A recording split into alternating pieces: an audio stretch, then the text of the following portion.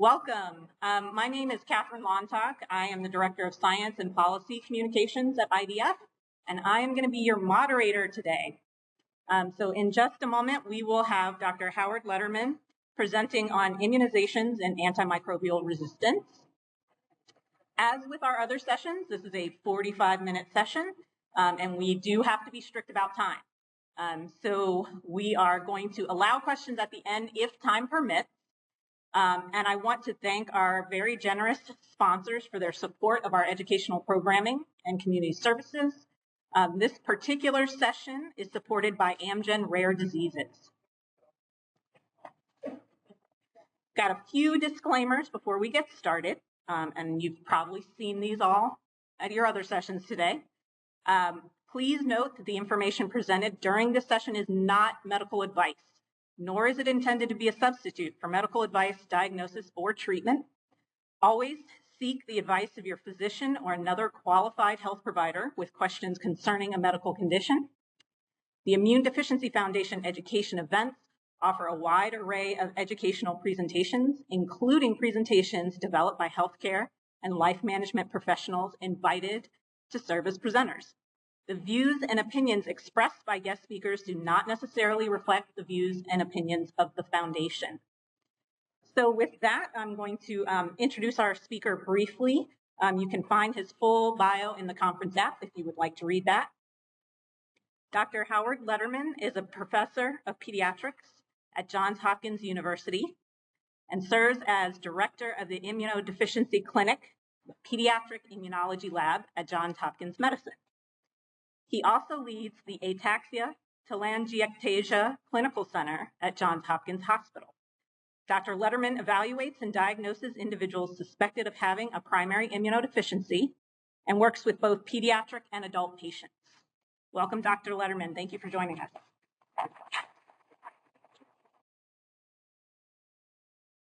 So I want to make a couple announcements. First of all, the seats in the front are going at a special rate today. And one of those chairs may have a door prize under it, so there's actually an incentive to move to the front. It's also easier for me to see you and for you to see the slides, so feel free. The second thing, just so that I have kind of a sense of who's in the room, how many people here have an antibody deficiency, common variable immunodeficiency, or something like it? Okay, most people, but not everybody. All right, so I'm going to split this talk into two. The first part is going to be kind of a general discussion about immunization and what we do and recommend about immunizing people for a variety of diseases if they have an immunodeficiency. And the second piece is going to be talking about antimicrobial resistance, how bacteria get resistant to all kinds of antibiotics, what role immunization may play in that, and what other things you can do to try to prevent getting resistant bacteria. All right, so there's a lot to cover in 45 minutes, but we'll see how we do. All right, so the objectives I have for this 45-minute talk is for you to become aware of the benefits of vaccines, both to the individual who gets them and to all the people around them, to understand some of the specific risks of vaccines for patients with immunodeficiency. And then the last piece is to give you some framework which you can use to approach issues related to vaccines. And then the second part of this talk is going to be related to vaccines and antimicrobial resistance. So we'll just start out with a very general statement about what a vaccine is. And I'll just say that in general, it's something that is used to stimulate immunity either to a specific germ or to some component of that germ that's important for causing disease. So sometimes we make a vaccine that is got a whole germ that's been killed.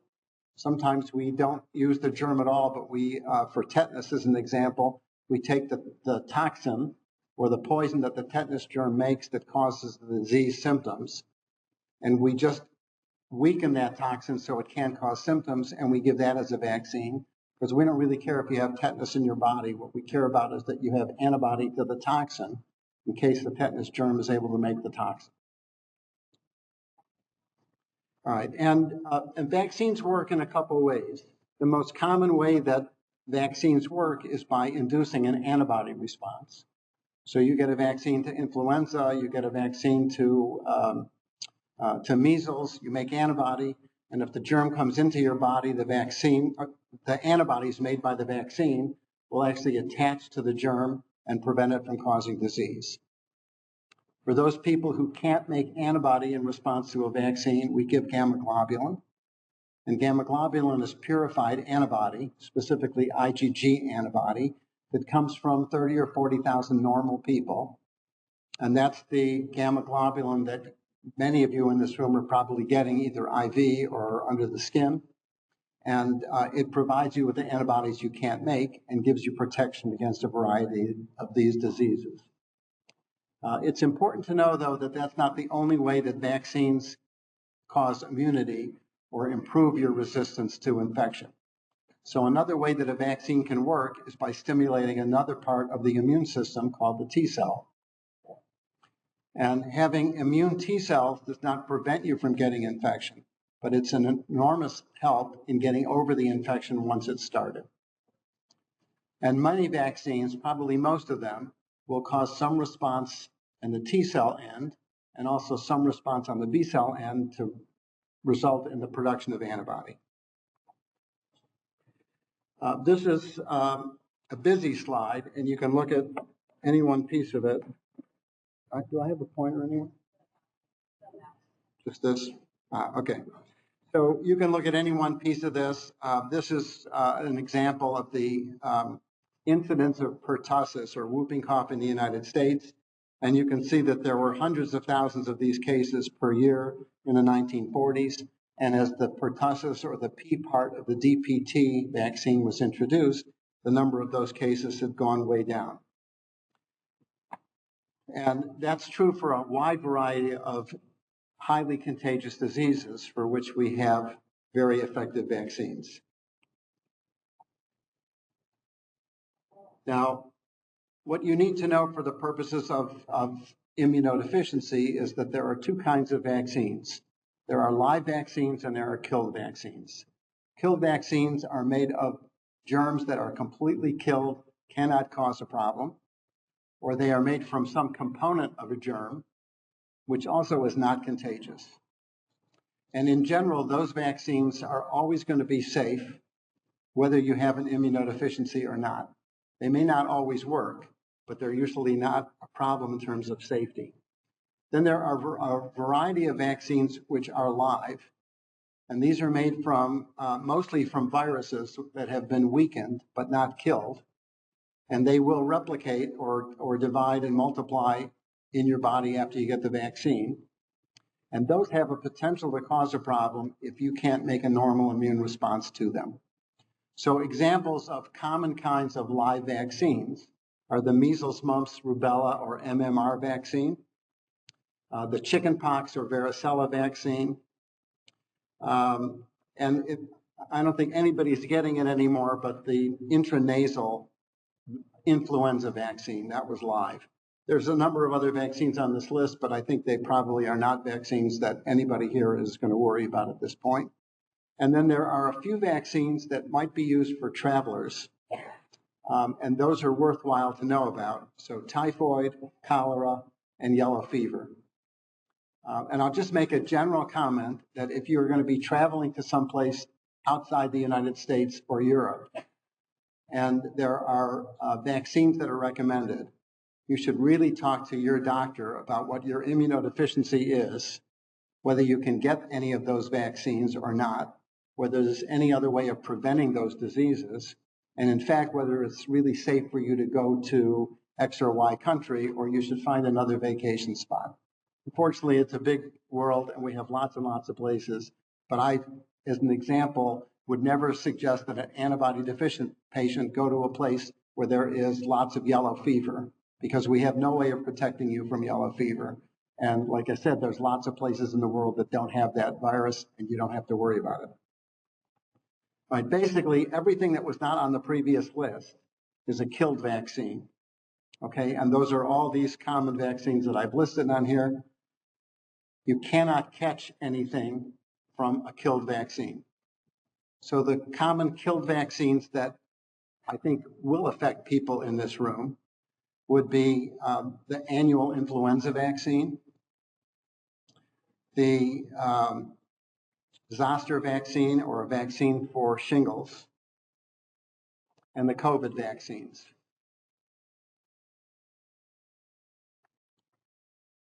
All right, now in terms of talking about immunizations for people who have an immunodeficiency, the most important thing I can say is the first line of the slide here. There are lots of different kinds of immunodeficiency, and all immunodeficiency is not the same. And so the most important thing is for you and your doctor to be absolutely clear about what part of your immune system is not working in a normal way, so that they can decide whether you need an extra vaccine to help you, or there are certain vaccines that should be avoided because they could potentially harm you. Okay? And the questions to ask about any vaccine with regard to immunodeficiency are, will the vaccine work? Will the vaccine possibly cause harm? And will a vaccine provide benefit? Okay, so I'm going to give you a couple examples. So if you have an antibody deficiency and you really don't make antibody to anything, then getting a vaccine whose primary mode of action is to induce antibody is not likely to work. Now, I'm going to tell you that most of those vaccines are vaccines that the whole rest of the population is immunized against. And even though that might not work for you, they work very well for everybody else. And if you're getting gamma globulin, it doesn't matter because you don't need them. So if you're on gamma globulin, there's no reason that anybody on gamma globulin should get a tetanus shot. There's no reason that anybody on gamma globulin needs a pneumonia vaccine, because there's plenty of antibody in the gamma globulin. And those germs do not change like the flu shot or like the influenza virus from year to year. So the measles virus that's circulating right now is exactly the same as the measles virus that Christopher Columbus and all of his sailors brought to America from Europe. Okay, the chickenpox virus is exactly the same as the chickenpox virus that was circulating around with smallpox in the Middle Ages. And so the antibody that people make and contribute in the gamma globulin is going to be very effective against those kinds of germs. All right, now I'm going to try to go through a number of different scenarios here, and you just have to think about what's going to apply to you.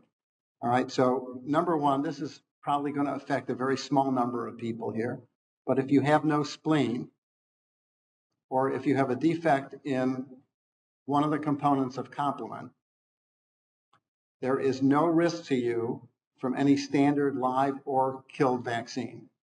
Okay, so your ability to make antibody, the ability for your T cells to work is entirely normal, and there is no risk. And in this particular case, the big issue is that in the absence of a spleen or an absence of these proteins called complement, people are very susceptible to infections with bacteria that have very large slippery capsules around them. And particularly those are pneumococci, meningococci, and Haemophilus influenza or Hib. And people who have these kinds of defects should be very, very careful to be immunized with these vaccines on a regular basis. Okay, so this is a group of people who have immunodeficiency. They have no risk for vaccine of any kind, but they have tremendous benefit, and those are the vaccines they should get. All right, there are people with chronic granulomatous disease, and their defect or defects like chronic granulomatous disease have to do with the way neutrophils, or the kinds of white cells that crawl around the body looking for bacteria, and when they find them, they gobble them up and they kill them. So people who have those kinds of defects have a danger to get a live bacterial vaccine. Okay, and that's because they may not be able to kill those bacteria after they've ingested them. They don't have any problems with viral vaccines. And in fact, a lot of viral vaccines are extraordinarily useful in this group of patients. So if I have a patient who has a defect in the ability of these neutrophils or white cells to gobble up bacteria and kill them, I make sure that they get a flu shot every single year. Because if you have flu and it's a severe infection, it can damage your lung and make you susceptible to a secondary bacterial infection. And the secondary bacterial infection is a big risk for somebody whose neutrophils can't kill those bacteria. Okay? Again, the details beyond that, I think, really have to depend on the specific disease you have, and those are the kind of things that you have to talk about with your specific doctor. But I'm just trying to give you some examples here that for some people, vaccines may be a problem. For some people, vaccines are really a necessity. All right, now, speaking to most of the people that are in this room, okay, so I'm talking about people who have a problem with their B cells or a problem making antibody. I'm going to say, number one, if your defect is severe enough that you're on gamma globulin, okay, then you should never get a live viral vaccine, okay? The live viral vaccines that are in use in the United States, for the most part, are safe, even to people who have problems making antibody. And if you're on gamma globulin, you have some protection from the antibody and the gamma globulin. But I would say there's no benefit to getting a live viral vaccine. And as a general rule, they should be avoided. Okay? Now, in general, there may not be much benefit if you can't make antibody, but there are some vaccines that I think everybody should get, even if they are unable to make any antibody at all. All right, and let me try to tell you the two vaccines in particular, or the three vaccines, and why they're so important. Okay, so the first are that the influenza virus and the COVID virus, both, have the very unique ability to keep mutating or changing the way they look on the outside and finding ways of avoiding our immune responses. So not every year, but a lot of years, there's a new flu strain that comes around. And sometimes the new flu strain that comes around is very different than anything that's been around for a while. Okay, so there was that bird flu epidemic that was now probably about 10 years ago, where there was a very different kind of flu that was getting us than any of the current strains. And everybody in this room certainly remembers COVID, when we had a brand new virus that nobody had any experience with. Now, because those viruses are mutating or changing so quickly, and because it takes about 12 months from the time that people give their plasma until it's in a bottle that actually is available to you to get the gamma globulin, there is a lag between the time when people see a new virus and when there's antibody in the gamma globulin. So it took up almost 2 years until there were enough people in the United States that had either been infected with COVID or immunized with COVID, until there was a significant amount of COVID antibody in the gamma globulin. And by the time we had COVID antibody in the gamma globulin, it was a fit for the COVID virus, but no longer a perfect fit. Now, I said before that some vaccines generate antibody and some vaccines also generate T-cell responses. And the COVID vaccine is a really good example of a vaccine that is very good at generating T-cell responses. And if you have antibody in your system, which may not be perfect, but it's pretty good, it will limit the amount of COVID virus which gets from your nose and your mouth, which is where the virus starts, and then gets into the rest of your body. But some of that virus will get into lots of places in your body. And once you have infected cells, the way your body gets rid of the infected cells and the way that you finally recover from the virus depends to a significant degree on the T cells. So most people who have common variable immunodeficiency and other defects of their B cells have T cells which work perfectly well.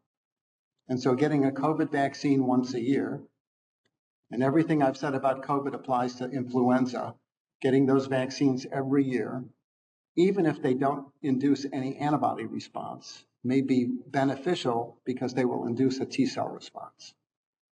Okay? The other general comment I'm going to make about common variable immunodeficiency is people with CVID, as a rule, can make some antibody to some vaccines and to some germs. So there are very few people with CVID that make absolutely no antibody to anything at any time.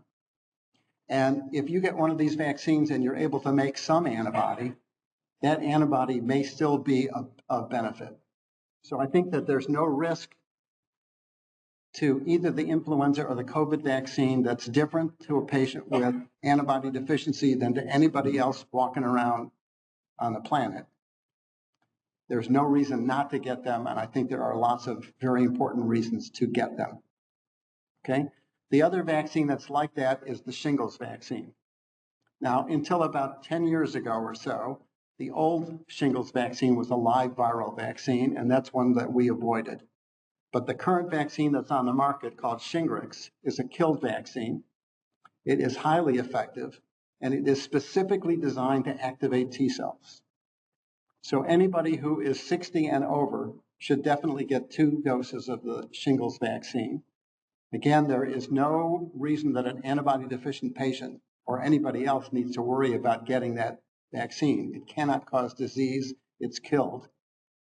And getting shingles can sometimes be a miserable, miserable, miserable experience. And sometimes even though the virus goes away and the infection is gone, there can be some lasting pain, which sometimes never goes away or lasts for months and months and months.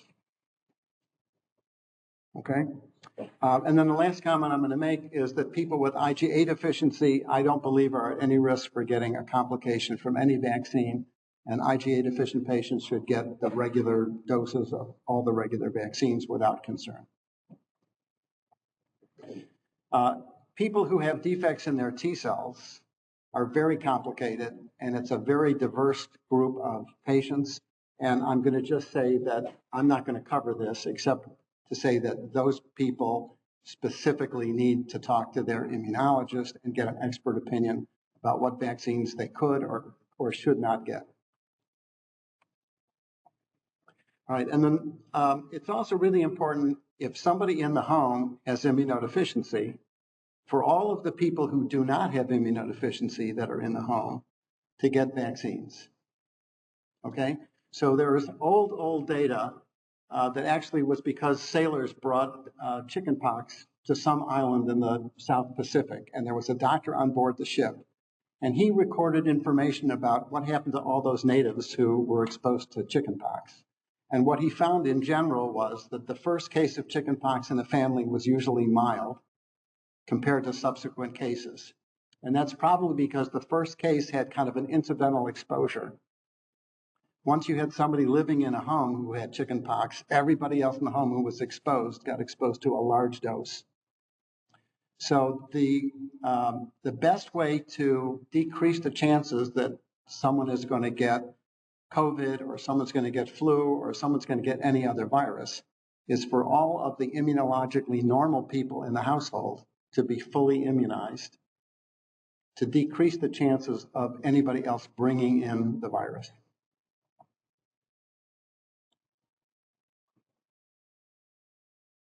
All right, so let me switch now to the whole issue of germs that become resistant to antibiotics. And I guess this was a topic that a lot of people seem to be interested in based on what the IDF heard about. So when we talk about resistance, what we're saying is that germs come in contact with antibiotics, and when they come in contact with antibiotics, they're able to mutate or figure out ways of surviving even in the presence of the antibiotic. And the longer that germs have contact with antibiotics, the smarter they get. Some bacteria will replicate very, very quickly. So sometimes they will have baby bacteria within 6 hours. And within a period of 5 days, the number of bacteria in the body can go from 10 to literally billions. It's very, very, very quick. And every time there's a new bacteria that that develops, there can be a mutation or a variation in the DNA content, which may make that particular germ more or less sensitive to the antibiotic. It's estimated that there may be as many as 2 million deaths per year due to infections that are resistant to the antibiotics that are around. Okay, I think that number is probably not so high in the United States because we have lots and lots of antibiotics, although we're starting to run out of some for certain kinds of bacteria. But around the world, where there may not be quite the same economic availability, it's particularly a problem. And as a general rule, I'd say that germs, whether they are the few viruses for which we have drugs or for bacteria, that germs are developing resistance to antibiotics significantly faster than we can develop them, significantly faster than we can modify them, and significantly faster than we can get a new drug through the FDA approved, manufactured, and available. So I think it's to everybody's advantage for us to try to do things that will minimize the development of antibiotic resistance.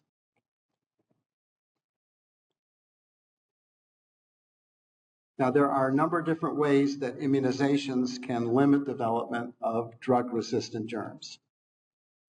Okay, so if you get a vaccine like the pneumococcal vaccine called Prevnar, which I know all kids have gotten since the year 2000, and I think now adults are starting to get as they hit 60.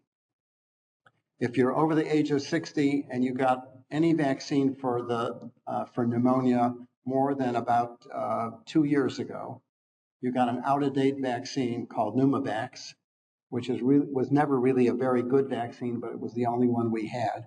And you should go to see your provider and you should get Prevnar. Now, again, this is all prefaced on whether or not getting a vaccine is going to be useful for you. Okay? But let me just talk about Prevnar for an example.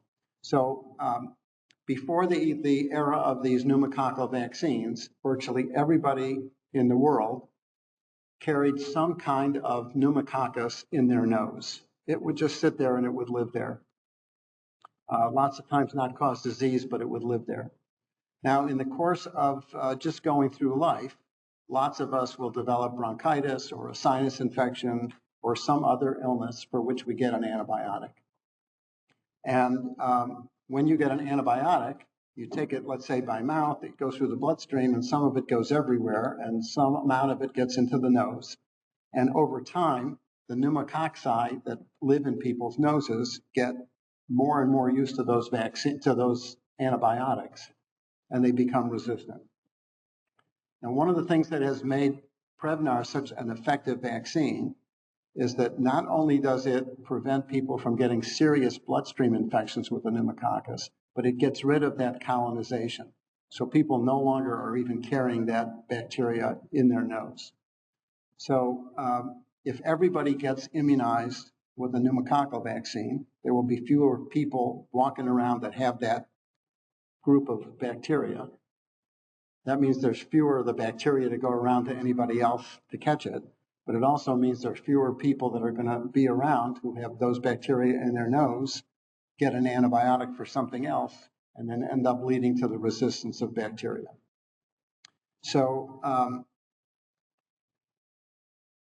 getting vaccines in general, especially vaccines against bacteria, is a way of reducing the chance that those bacteria will become exposed to antibiotics and therefore become resistant.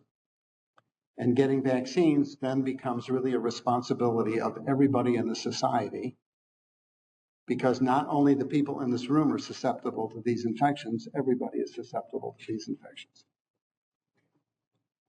All right, I think I talked about that. We're going to flip it.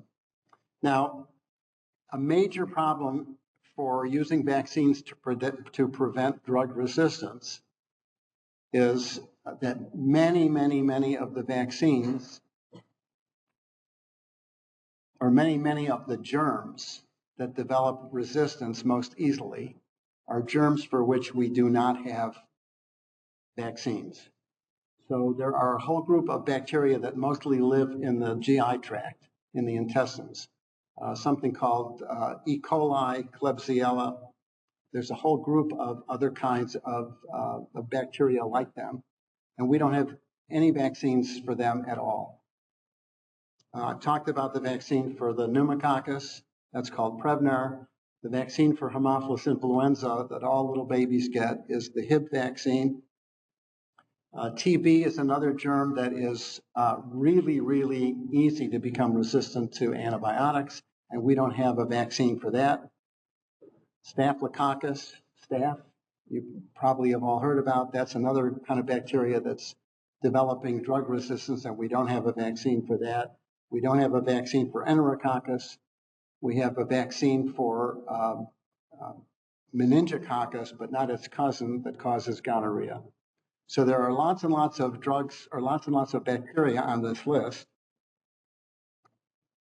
which are among the worst culprits for developing drug resistance, for which we have no vaccines. So the ability of vaccines to really have a major impact, I think, is relatively small.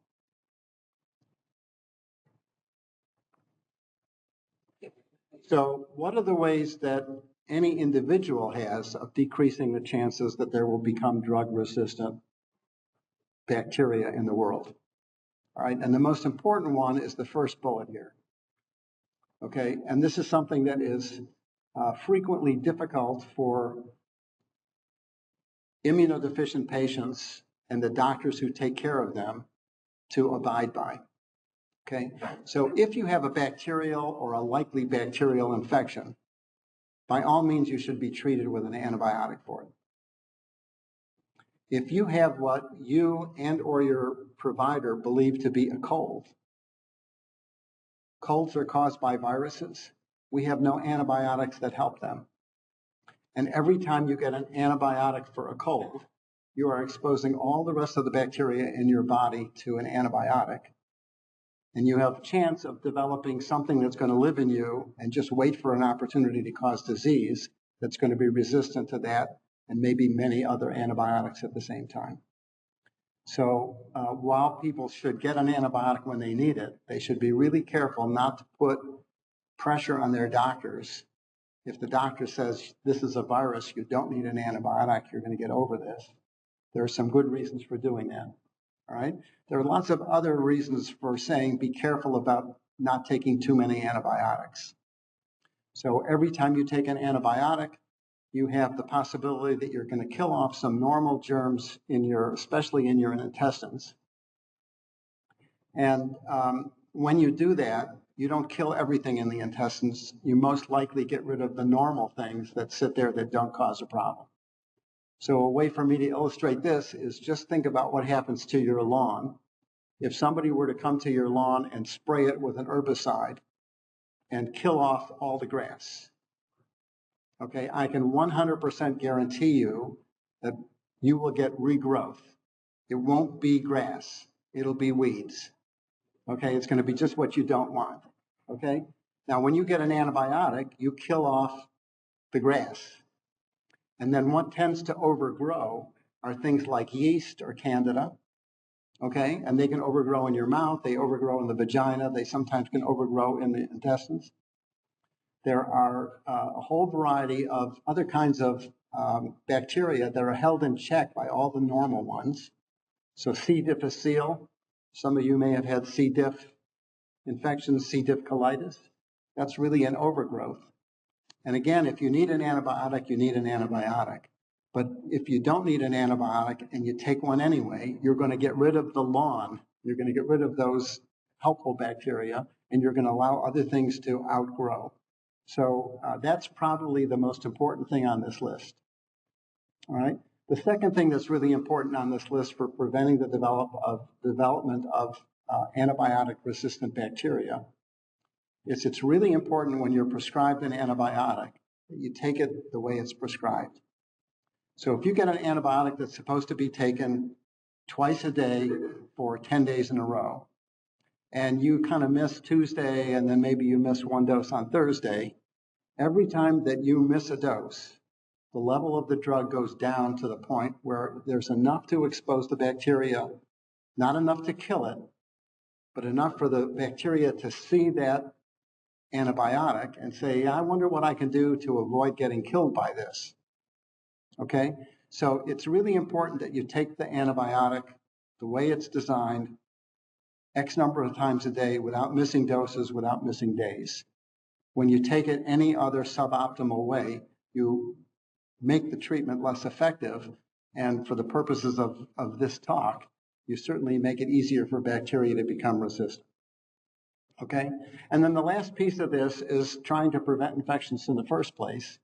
And I'll say that from that point of view, in general, hand washing is probably the very most important thing that everybody should do. Okay, so the general rule I tell my patients is that you never put your hands above your chin and you never pick up a piece of food with your hand unless it's been washed. Okay, there are very, very, very few infections that just spread through the air. Okay, COVID is one of them, measles is another.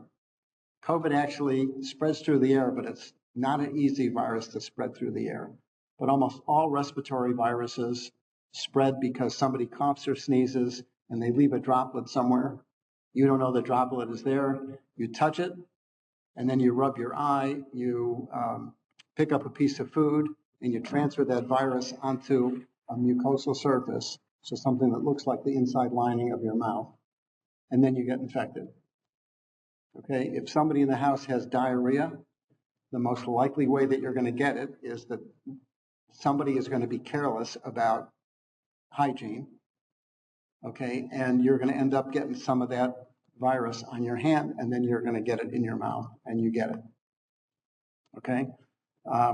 So hand hygiene of all the things is another really important way to try to prevent infections in general, and the more infections you prevent, the more you prevent the development of a drug-resistant germ. All right, and I think I'm going to stop at that point and introduce the moderator again.